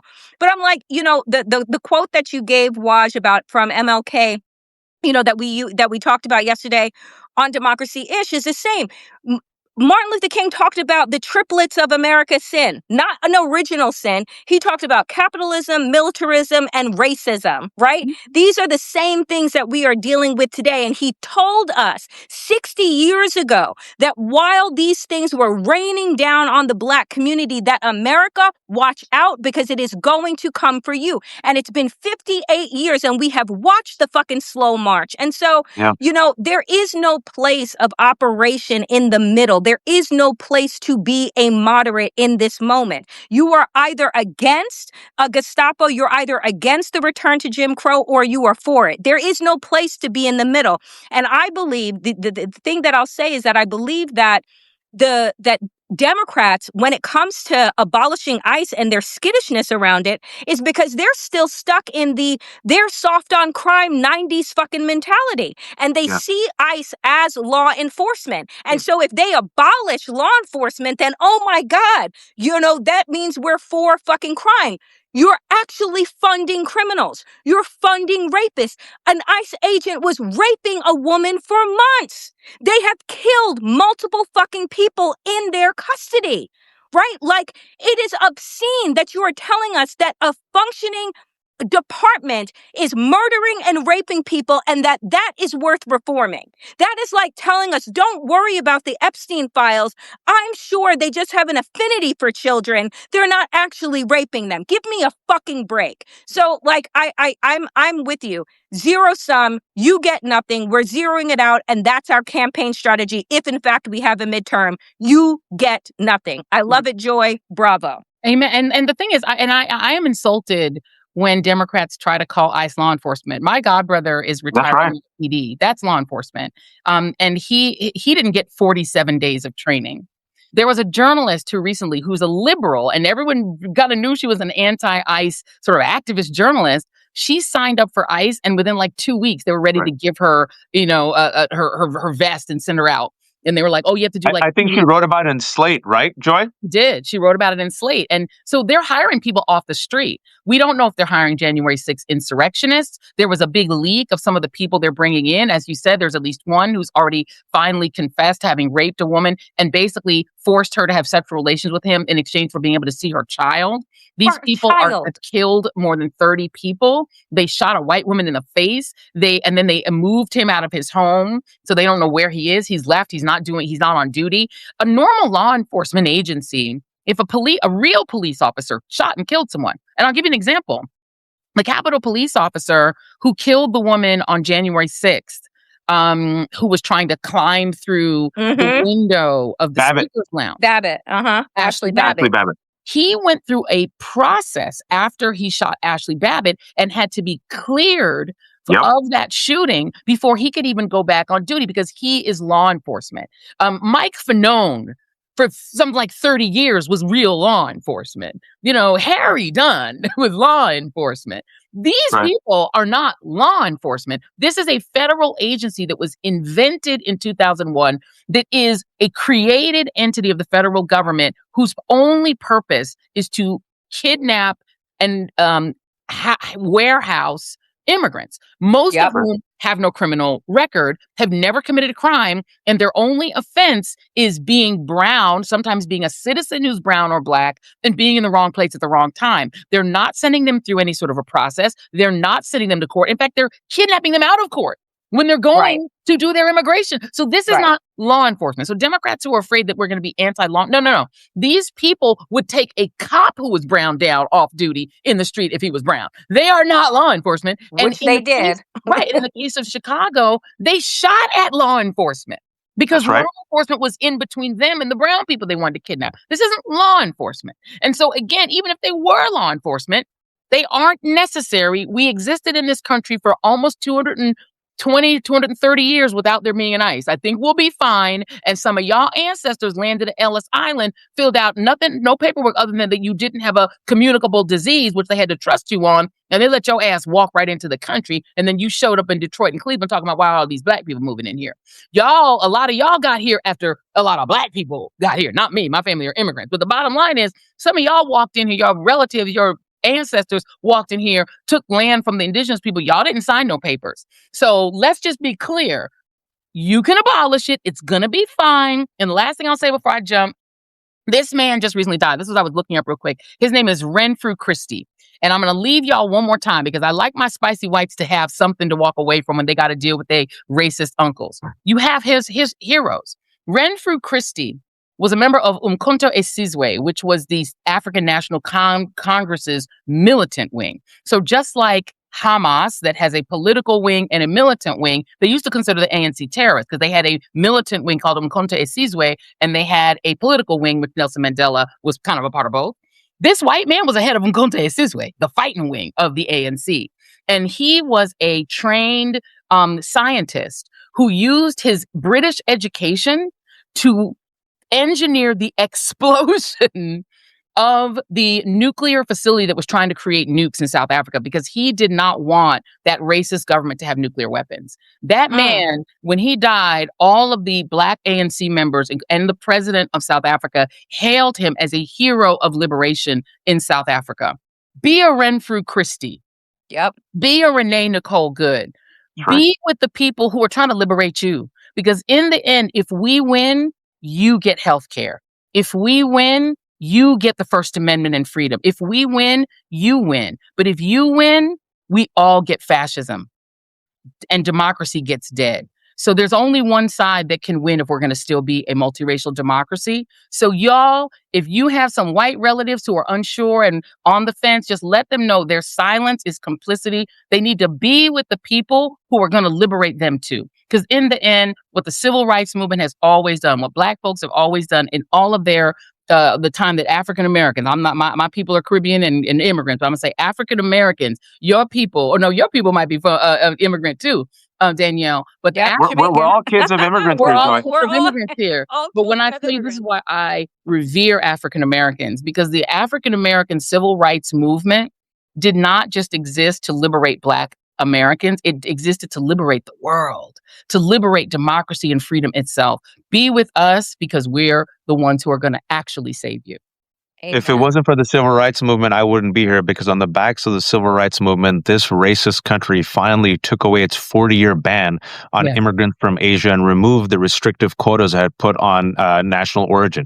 And we got the Immigration Nationality Act of 1965 that allowed so many of our Asian and Latino parents who were young, who were lucky enough to have an education, come to this country and build themselves up from the bootstrap. That only happened on the backs of the civil rights movement. Right. And before I let you go, Joy, and final word to Danielle, I'm going to let you go, Joy. I know you have to bounce, but the grand irony of life is that Nazi, the anti-Muslim bigot, the violent insurrectionist who's pardoned by Donald Trump and loves Hitler, who came to agitate in Minneapolis, white people, he wasn't not in danger of his life, but white people surrounded him. He started crying. You know who saved him, folks? A Black man. Can't make this shit up. It's such a beautiful microcosm of America.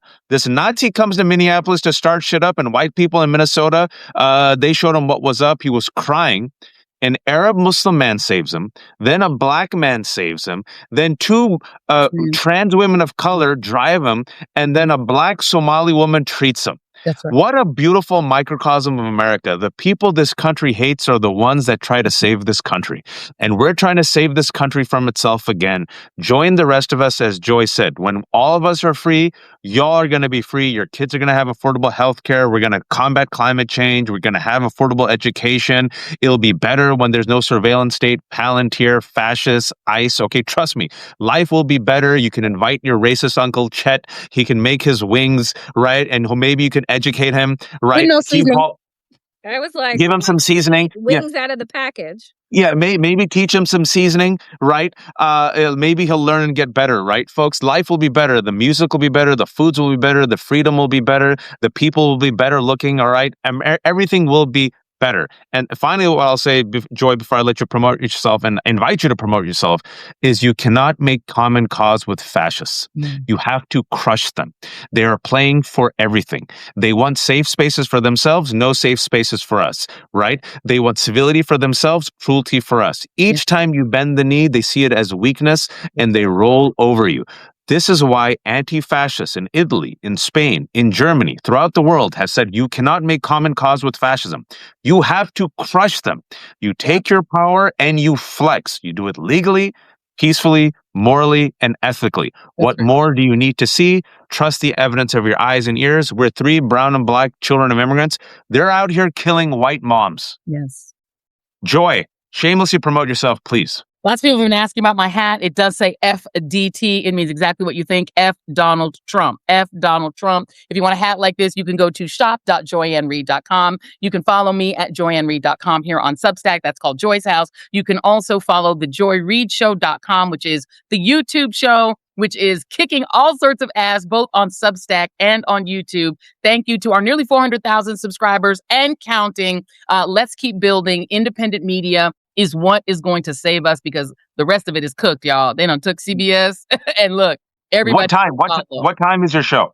So we are live Monday, Wednesdays, and Fridays at 6 p.m., 6 to 8 p.m., Mondays, Wednesdays, and Fridays at thejoyreidshow.com or at joyannereid.com. So please tune in. I hope you'll tune in. We have Waj on all the time. I got to get my sister on here too. I'm going to text you. I got to get your note. We got to make sure we connect. I love it. Get you on. I'll connect you all right after. Absolutely. Thank you, Joy. Love y'all. Take care. Danielle, you were not supposed to be on right now. You were chilling, but I brought you on because Joey literally was like, "Put me in, coach." I'm like, "Aren't you going to be on at 2:00?" And then everyone's like, "Danielle's here, get her on." And I'm like, "Substack's not letting me." And then as soon as poor Elie. So Elie, listen, this is just like Elie. His furnace broke. This guy's freezing. He sent his kids to school to get heat. I've been exactly in the situation. He looks exactly like I did, and he still made time. Joey was supposed to come on at 2, jumped in at 1:30. Danielle's not even supposed to be on. She's like, I have a little bit of a break. Isn't that hilarious? Like, we're all doing the work we're not supposed to do. Danielle, shamelessly, please promote yourself. Yes. You know what? I'm telling you, anytime that you send me an accept link, I always accept it. That's true. So it doesn't matter what I'm doing. But friends, so good to have popped in with all of you with all of that brilliance, which was just phenomenal. My show, The Danielle Moodie Show, is live Monday through Thursday, 5 p.m. Eastern on YouTube. Follow me over there on YouTube, as well as The Damn Digest. I do Democracy-ish with Waj Monday, Wednesday, and Friday, 12 p.m. Eastern on Monday and Friday, and 3 p.m. Eastern on Wednesdays on Substack. Again, all of my content is free. But if you have the ability, you want to support independent media, do consider becoming a paid subscriber. But know that you will never miss anything. Just like, comment, subscribe, share. The content is free because I want as many people amassed in this movement to stop this regime as possible. Amen. Thank you, Danielle. Folks, stick around just for 2 minutes. I'll give you some important information. Danielle, I'll see you tomorrow at 3 p.m. Tomorrow at 3 p.m. Folks, thanks, Danielle. I'm going to have Elie Leonard on at 3 p.m. We're going to talk about the latest on the Epstein files. We have not forgotten. Elie is a fantastic resource. If you've never heard her, Elie Leonard is a transcriber. She has read every single published Epstein document. She has been on top of it. And one of her subscribers was the one that found Michael Cohen's attorney's letter to the Southern District of New York, where they were looking for a Rule 35 consideration, a possible commutation of sentence when he was in prison. And, Michael Cohen has a lot of questions he has to answer because allegedly his lawyer said that he had heard Donald Trump talk about Epstein. And also, we're going to talk about some of the victims that have come out. So that's going to happen at 3. At 4 o'clock, we're going to talk to Jess Craven. Jess Craven is on the ground, fantastic progressive activist, chop wood, carry water. We're going to talk to her about how we, the people, can organize. At 5 p.m., I know it's wild. At 5:25 p.m., At 5 p.m., I'm with Michael, Michelangelo. How do I pronounce it? I messed up his name. I usually always have his name. Michelangelo is going to get so pissed. Signori. I messed up his name. I usually always have Michelangelo's name. I'm going to be on a Sirius FM show. And then at 5:25, Mike Madrid is going to come on and he's going to talk about the latest polls. And that's going to be, so I'm basically going to be on from 1 to 6. Waj, did you see EU calling Trump a mobster today? So for those who joined us a bit late, the 4200, I had Elie Mystal on for the first 30 minutes. We were talking about the 25th Amendment, impeachment, and specifically we were talking about how, based on Trump's post right before Davos, where he's threatening essentially to take over. I'm not making this up. He posted a photo of the United States taking over Greenland, Canada, and Cuba. Then we also talked about him literally sharing a private message given to him by President Macron of France. Then we talked about Carney in real time. Carney had just did a blistering message where Carney said we're living in a post-World War II order and America's in the past. So we talked about that for the first 35, 40 minutes about accountability, how to hold Trump accountable, what we should do. Then Joy came on and we talked about Republican Republican reeks. Then we talked about the feckless Democratic establishment and how we, the people, should rise up. Folks, also as this is happening at 2 p.m., so 2 p.m. Eastern time, I'm at Eastern time, but 2 p.m. everywhere. So wherever you are, 2 p.m., there is something called Free America. Today, the Women's March is planning this as a test. It's a walkout. It's an organized walkout. I just posted it. It's www.freeameri.ca. 800 planned action walkouts right now, 2 p.m. It went from 400 to 800, all 50 states with some European countries, and they're testing out what it would be like if we, during the middle of the day, on a work day, just walked out.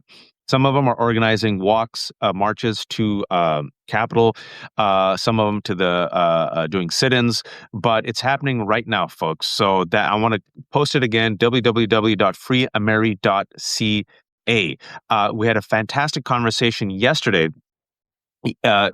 Rachel O'Leary, Cameron is the executive director of Women's March. We had a really good conversation. You can find out right now on the left hook where we talked about it, what we're trying to do with it, what they're trying to do with it, the future of it. And plus, it was a really good conversation. I found out about it the last second. So just even though it's happening right now, go check it out. It was a really good spirited conversation with me and Rachel. I really enjoyed talking to her for the first time. That was Rachel O'Leary, Carmona, about the Free America walkouts that are happening right now. Folks, also, if I can, and I hope you don't mind, I'll end in a second, but I have, for the first time ever, a partner, a sponsor, and that's Ground News. And Ground News is a fantastic resource. I have not solicited any partnerships. They reached out to me. I did my vetting. They support Qasim Rashid. They support Jess Craven. They support IHIP. They support Zateo. And they're run by a South Asian woman who was from NASA. And she created this awesome kind of system where Ground News is a global aggregator of all the world news in one site. Well, the reason why I support it is it also audits the news. So you see like all the news, right? Like Trump in Davos. So they give you the entire aggregation of all the news items around the world in one site. But what they really do is audit it. And with each news site, they tell you the bias, if it leans right or left, if it's trustworthy, and who owns it, the ownership of the site. So trustworthiness, bias, ownership. And the reason why I also like it is they have something called Spotlight, where they look at what the right wing is talking about on Davos and what the rest of the world is talking about. So if you go to Spotlight on one issue, Davos, Jonathan Ross, Renee Nicole Good, you can see literally what the right wing, the bullshit they're spewing versus everyone else. I found it to be a fantastic resource. It's groundnews.com/hook. Anyone who's watching right now, the 4,300 people, 40% off. They've given a special to all anyone with this link who's a left hook viewer or want to have allies on like Joy and Danielle. Try it out. I don't get any money from the 40% off. You go try it out. 40% off. Ground News. V for Violet says Ground News is amazing. Jonathan says it's getting good reviews. I thought it was fantastic. I thought it was really good. I really spent 2 weeks researching because I don't want to align myself with some whack folks, or gambling sites or any other stuff. I'm not, if you gamble, go ahead. But I'm just saying, I feel like they're very predatory now, and now with sports gambling. So, I'm saying like there's certain things I don't want to be aligned with. So they reached out, I vetted them, and Ground News gave this fantastic special, 40% off for people to try it out. And furthermore, folks, if you can, I have a special on. Everything you're watching right now is free. There's no paywalls. So if you have no money, I get it. I've kept everything free. If you're watching on YouTube, at YouTube Wajahat Ali, free. Comment section, free. All my posts, free. No paywalls. I depend upon subscribers. And like I said, the kindness of strangers. So if you can, it's $5 a month. However, I have a New Year's special. It's called the Terrible Capitalist New Year's Special. $3.75 a month forever. $38 a year. I just put it up there. It's the lefthook.substack.com/special. A lot of people said that extra $1.25 they save is a lot. I get it. So if you can become a subscriber, fantastic. If not, I understand. Go subscribe to Joanne, Elie, and Danielle. For those 4,300 people joining us, I was talking to Elie Mystal. Elie Mystal was talking about, the 25th Amendment, impeachment, and what possibly could be done to rein in this deranged president. Sadly, we realistically believe that Republicans aren't going to do anything. They're all reeks. You just need 5 people, 5 Republicans to put this country above Trump. They won't do it. Democrats, they don't have the numbers, but we made the argument, at least try, fight. Joyanne was supposed to come in at 2 p.m., but she was so riled up by Ellie's hot takes. She jumped in about 40 minutes in the conversation. Then we had a really spicy panel with me, Elie, and Joy, where we made our case why we need fighters, why we need to reform the Democratic Party, why anyone who's talking about restoration instead of reformation needs to be culled. And speaking about culling, it's the primary right now. And then we also mentioned the fact that here comes Zoran Mamdani today on The View, says abolish ICE, makes a very good case, gets an applause. So we have to push, push, push. And I think the central thesis is that top-down model, the establishment is not going to save us. I don't know what else you all need to see. The institutions aren't saving us. Corporate law firms bent the knee. Harvard bent the knee. Yale bent the knee. Columbia bent the knee. CNN bent the knee. ABC bent the knee. Silicon Valley tech pros bent the knee. Bezos bent the knee. Democratic establishment is not built for this fight. They're not made for this moment. They bent the knee. It's up to us. But based upon us coming out and pressuring, let me end you with a positive example. I'm here in Virginia. The most centrist of centrist white milquetoast Democrats is Abigail Spanberger. Abigail Spanberger ran for the governorship here in Virginia. Along the way, she saw where the wind was blowing. She goes, oh, this Mamdani guy, fighter in affordability. Let me lean in on this affordability. Mikey Sherrill, same thing, ran as a centrist, but then shifted, right? Abigail Spanberger becomes the first woman to become governor, and she gets power, and she says, all right, Virginia, we're not going to be cooperating with ICE. All these Republican reeks that were put on school boards, you're out. Get the F out of town, right? She's going on the affordability message. And I'm like, you know what? Respect, Abigail. I give credit where credit's due. She sees where the wind is blowing. She realizes people want fighters. She realizes we're dealing with fascists. So you know what? She came in, she started flexing. You know who else started flexing? Mamdani. So I think, the pressure, exactly. Marnie screams to the void. She says, Spanberger brought it. Our pressure can work on our electeds. Exactly, Marnie. Spanberger wasn't like this a year ago, folks. She wasn't like this a year ago. Elected officials, they're tools. You have to mold them, okay? And if they're not moldable and you can't sharpen them, you get rid of them. So you see this pressure working. They read the same polls. You see now more than 24 Democratic senators came out and said, yeah, let's not fund Israel. That's remarkable. The fact that 26 senators, Democrats came out and said that, I mean, that's pressure. So I give credit where credit's due. I try to be very fair. Can we make it to midterms, Waj? I don't know, Stacey. Donald Trump last week invoked, yet again, threatened to invoke the Insurrection Act. And he did that literally about a day after I went on and said, folks, he's going to go for the Insurrection Act. And next day he did it. Now, that does not make me Nostradamus. I just pay attention. That's it. I trust the evidence of my ears and eyes. And I think, okay, what would a fascist do? And then I listen. I keep receipts of what Donald Trump has promised and what he's done. And so what I think he'd do is if I was Donald Trump and Stephen Miller, I would create my own Reichstag fire. I would create a manufactured crisis. I would say that we need to crush this crisis in order to protect national security. In order to do that, I need the tools at my disposal. I would need the Insurrection Act to federalize the National Guard and mobilize them.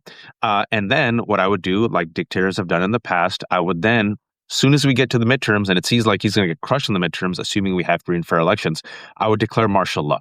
I would say, my God, as the commander-in-chief, I have to protect this country from the drug traffickers and Venezuelans and Antifa and this insurgency in Minnesota. That is Stephen Miller's words, folks, as of last week. Then you cancel the elections and you say, don't you worry. Elections will come back as soon as I have order. There's never order. There's always a new terrorist, a new threat, and voila, you get a dictatorship. Why are people putting this past Donald Trump? Why are people rolling their eyes right now? He said it. He's open to using the Insurrection Act. This is a man who incited a violent insurrection against his own country. This is a man who pardoned the insurrectionists. This is a man who said he wants to terminate the Constitution, wants to be a dictator for a day. This is a man who's openly told you how he will seek presidency for the third time. So, if you don't think he'll do it, you're suffering from a failure of imagination. That's my answer to your question. And folks, by the way, I got an email from someone. I'm so overwhelmed. Forgive me. I will try to respond to your emails.